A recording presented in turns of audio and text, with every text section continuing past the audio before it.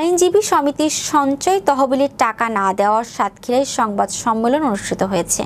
সাতক্ষীরা প্রতিনিধি আবু জাফর জানান, সাতক্ষীরা জেলা আইনজীবী সমিতির সঞ্চয় তহবিলের টাকা সদস্যদের কাছে হস্তান্তর না করায় সমিতির কতিপয় কর্তা ব্যক্তির বিরুদ্ধে ক্ষোভ প্রকাশ করেছেন সাধারণ আইনজীবীরা। একই সাথে অবিলম্বে এই টাকা জমা না দিলে কঠোর কর্মসূচির হুঁশিয়ারি দিয়েছেন তারা। রবিবার দুপুর 2টায় সাতক্ষীরা জেলা আইনজীবী সমিতির 2 নম্বর বিল্ডিংয়ের 3য় তলায় লাইব্রেরি রুমে অনুষ্ঠিত এক সাংবাদিক সম্মেলনে সাধারণ আইনজীবীদের পক্ষ থেকে এই অভিযোগ করা হয়। সাংবাদিক সম্মেলনে লিখিত বক্তব্য পাঠ করেন সমিতির যুগ্ম সম্পাদক অ্যাডভোকেট মোহাম্মদ নুরুল আমিন।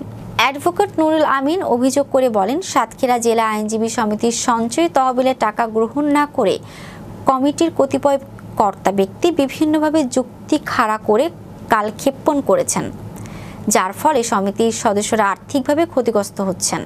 তিনি আরও বলেন, বর্তমানে যারা নির্বাচিত হওয়ার পরে আইনজীবী সমিতির প্রতিনিধিত্ব করছেন তারা সকলেই সাতক্ষীরা জেলা আইনজীবী সমিতির সদস্যদের ভোটে নির্বাচিত হয়েছেন।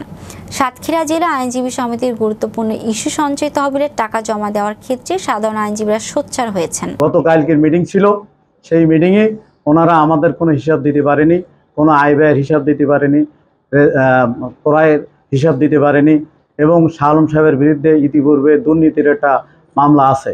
এই বারের টাকা দুর্নীতি করেছিল, সেই মামলাটা বার কাউন্সিল পরিচালিত হচ্ছে।